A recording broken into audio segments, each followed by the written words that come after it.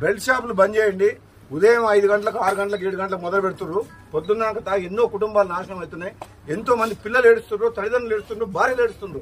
కొందరైతే పోయి డైరెక్ట్ కొడుతున్నారు, భార్యను కొడుతున్నారు, పిల్లల్ని కొడుతున్నారు, తల్లిదండ్రులను కొడుతున్నారు. మీకు అర్థం ఉండాలి, సోయి ఉండాలి చెప్తుండే ఎన్నిసార్లు. మేము ఇంత మంచి కార్యక్రమం చేస్తున్నాం, ఇక్కడ తాగి వచ్చి మాట్లాడుతున్నారు. ఇది ఎంత మంచి కార్యక్రమం. ఇది రైతుల కోసం, ఇండ్ల కోసం, పేదల కోసం ఇంత పెద్ద ప్రోగ్రాం 2 నెలలు ఎంబడి చేపించిన నేను ఫోన్ చేసి అధికారులు వెంటబడ్డాం. రికార్డ్ టైంలో కంప్లీట్ చేసినాం. ఒక పండుగ వాతావరణం.